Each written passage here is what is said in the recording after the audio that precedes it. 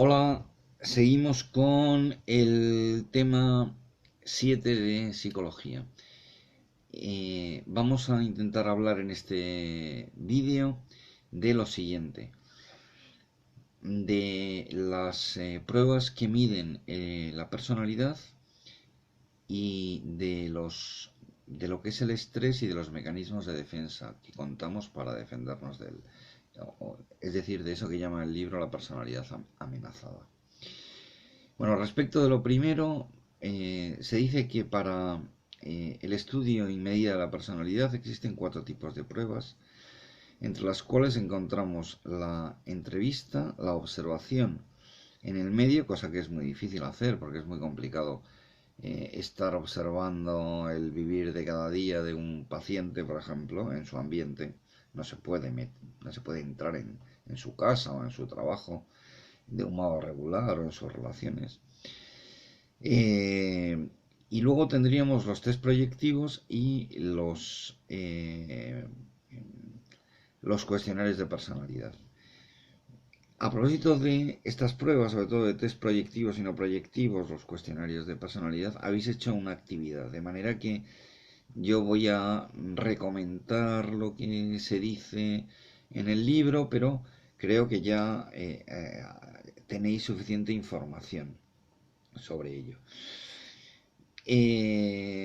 Bueno, pues vamos a ver.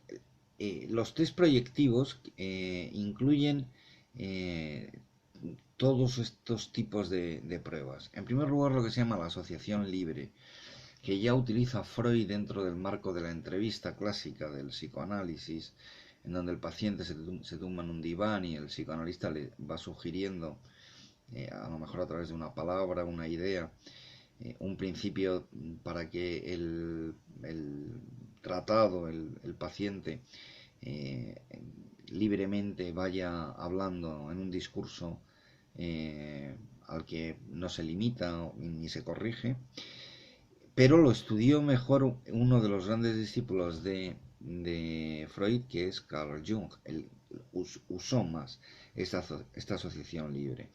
Entonces, Carl Jung proponía a sus pacientes una lista de palabras y una vez que le decía una palabra, pues le pedía, bueno, antes de la lista de palabras, le dice que les va a proponer la lista de palabras y entonces que tienen sin represión y sin intentar censurar nada de lo que se les venga a la cabeza, pues decir una palabra que se les venga a la cabeza. Entonces, Jung va diciendo la serie de palabras y entonces el paciente, pues a cada una de las palabras responde con una o dos que le sugiera esa que ha dicho Jung. Bueno, entonces, hay algunos elementos que son importantes para diagnosticar y conocer la personalidad del sujeto. Por ejemplo, el no dar respuesta o el tardar mucho en hacerlo o el que de repente reaparezca algo que ha tenido que ver con una palabra previa, esto que se llama el efecto de la resonancia. Todos estos síntomas pueden estar indicando un complejo psicológico y pues Jung tendrá y el psicoanálisis tendrán medios para poder acceder hacia ese complejo psicológico del que esta asociación libre pues ha ido dando pistas. Bien, en segundo lugar tenemos el muy famoso test Rorschach. Es muy famoso, muy utilizado. Es difícil pasarlo y es difícil interpretarlo. Hay que especializarse para el uso del test Rorschach. Tenéis en internet suficiente material para ver las 10 láminas completas, las 10 que hay de este test Rorschach. Unas son en color y otras son en blanco y negro. Son como manchas de tinta. Y igualmente le servirá al analista,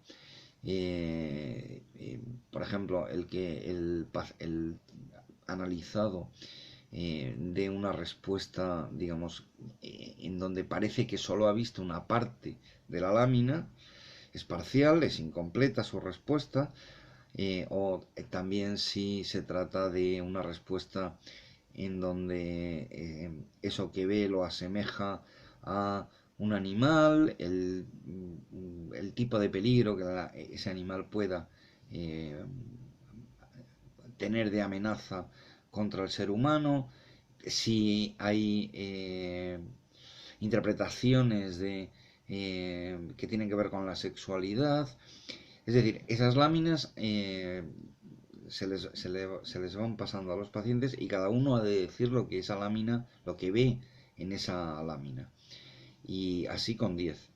Entonces, eso que dicen, pues es una proyección de su propia personalidad. Y para desentrañarla, el analista tomará como claves, entre otras, por ejemplo, si esa respuesta es una respuesta integral en la que de algún modo eh, se nota que se ha visto toda la imagen, sin embargo si es parcial, como os decía al principio. Eso dirá eh, algo de la personalidad del analizado.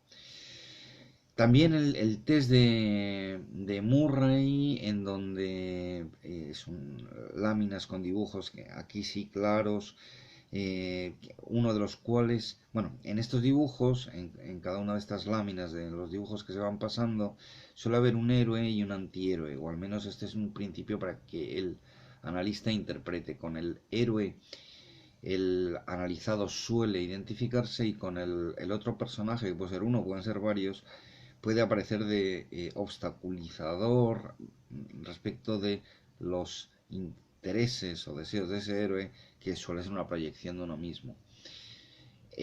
También es muy importante el test de resistencia a la frustración, que se llama el test de Rotzenweig. Y este test solamente mide este aspecto, hasta qué punto somos capaces de asumir la frustración que va aparejada en toda vida. Es una serie de digamos de viñetas en donde aparecen diversos personajes, pero solo uno habla y se trata de que digamos qué es lo que tendría que decir el otro ante lo que está diciendo ese o ante lo que ha ocurrido en la escena representada. Perdón. También la grafología parte del mismo supuesto. En la escritura y en todo lo que hacemos proyectamos nuestra personalidad. Sobre la grafología no hay una gran objetividad, o sea, un gran consenso entre los psicólogos. Unos se fían y otros no se fían. Es decir, el trazo que tengamos, si cae hacia la izquierda, hacia la derecha, si se levanta hacia arriba o más hacia abajo, si juntamos o separamos las letras, todo esto puede ser utilizado para interpretar nuestra personalidad.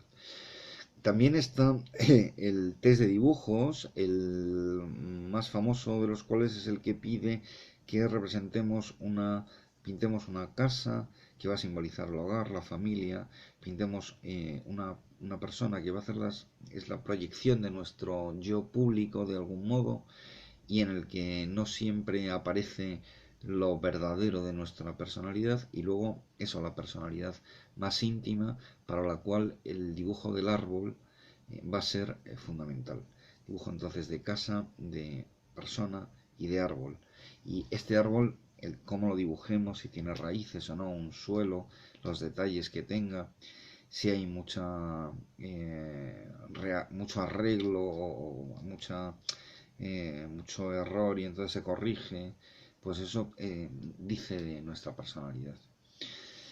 Los cuestionarios de personalidad, los más importantes son el de Cattell, de los 16 factores de la personalidad, el del Neopir, que es un cuestionario de hasta 240 ítems y que el sujeto va a decir si está de acuerdo o en desacuerdo. Este cuestionario Neopir mide, en definitiva, en relación a esas 5 grandes, los Big Five, de los que hablábamos en puntos anteriores.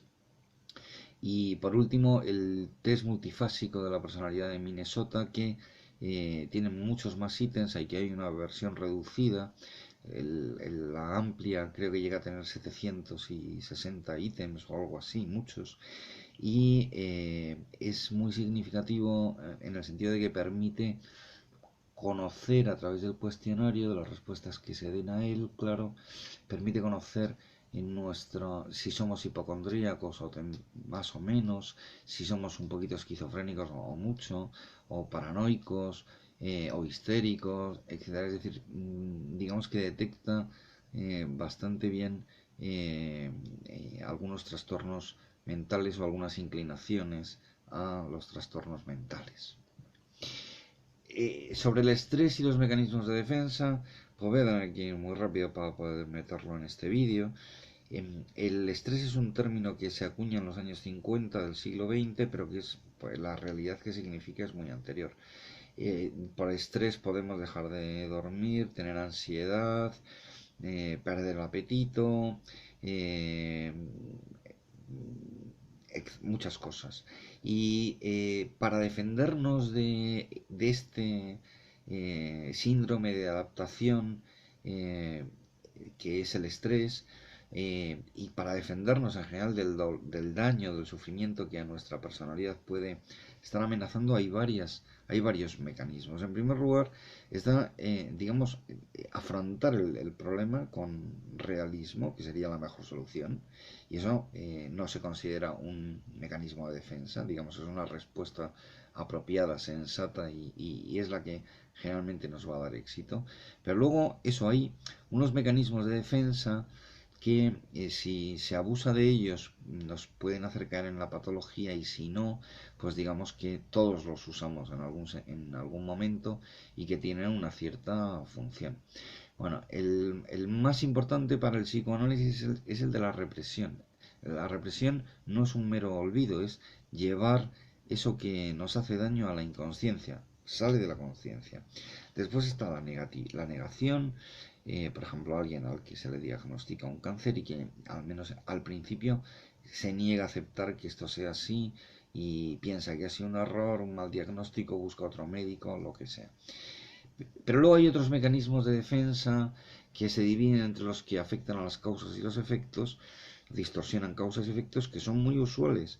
En relación a los primeros, tenemos la proyección, la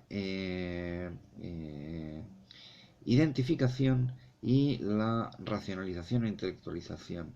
Y en relación a los segundos, en relación a la distorsión de los efectos, tendríamos la formación reactiva, la regresión, la sublimación y también el desplazamiento. El significado de estos 7 mecanismos de defensa los tenéis bien detallado en el cuadrito, bueno, en la explicación y también en el cuadrito verde que aparece en la parte izquierda de la página correspondiente. Es muy fácil, creo, entender el sentido y significado de estos mecanismos de defensa. Bueno, pues aquí lo dejo. Espero que estéis todos bien. Seguiremos en el próximo vídeo y poniéndoos tareas o información en el tablón público de el Edmodo, ¿vale? Bueno, pues un saludo a todos. Chao.